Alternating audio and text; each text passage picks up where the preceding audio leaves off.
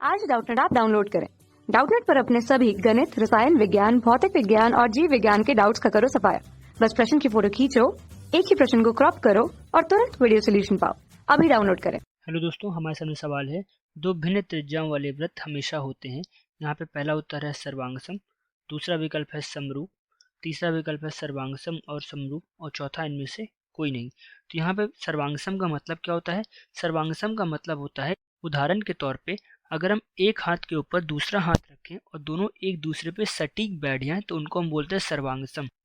एक और उदाहरण ले लेते हैं, जैसे कि हमारे सामने हमने दो त्रिभुज बना दिए। अब इस त्रिभुज के ऊपर अगर हम कोई दूसरे प्रकार का त्रिभुज रखना चाहें, जैसे कि ये हमारा विषमबाहु एक त्रिभुज था, इसके ऊपर हम कोई दूसरे प्रकार का विषमबाहु त्रिभुज या समबाहु त्रिभुज भी रखने का प्रयास करेंगे तो दोनों एक दूसरे के ऊपर सटीक नहीं बैठेंगे। तो इस प्रकार के जो सभी उदाहरण होंगे ये हमारे सर्वांगसम नहीं होंगे। लेकिन अगर हम इसी प्रकार का एक हम त्रिभुज बनाए जिसकी भुजाएं जो होंगी वो हमारी इसके बराबर होंगी, या फिर सर्वांगसमता के नियम आपको पहले से पता होंगे, एक दूसरे पे रखने पे सटीक बैठे, तो अब इन दोनों को हम क्या बोलेंगे? इन दोनों को हम सर्वांगसम बोलेंगे। तो ये हमारी सर्वांगसमता की परिभाषा होती है। परंतु समरूप की परिभाषा क्या होती है? समरूप की होती है समान रूप, यानी वो दोनों दिखने में एक जैसे होने चाहिए, उनकी भुजाओं से या उनकी आकृति से हमको मतलब नहीं होगा।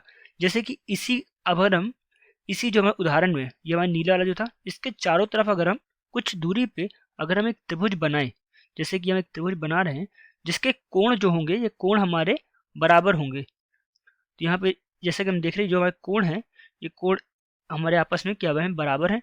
तो इस प्रकार का जो त्रिभुज होते हैं या इस प्रकार के जो रूप होते हैं जिनमें दिखने में हमारे रूप जो होंगे वो हमारे समान होंगे, इनको हम बोलते हैं समरूप। अब अपने सवाल पे आते हैं। जैसे कि हमसे सवाल ने बोला, दो भिन्न त्रिज्याओं वाले वृत्त हमेशा होते हैं।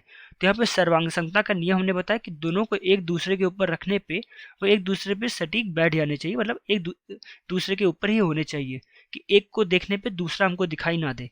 तो यहाँ पे हमने वृत्त बना के रखे। पहले वृत्त की त्रिज्या हमारी r1 है और दूसरे वृत्त की त्रिज्या हमारी r2 है। जैसा कि हम देख पा रहे हैं दोनों वृत्तों में अगर त्रिज्या हमारी अलग है तो दोनों एक दूसरे पे रखे जाने पे एक दूसरे को पूरी तरह से नहीं ढकेंगे। तो इसका मतलब क्या हुआ?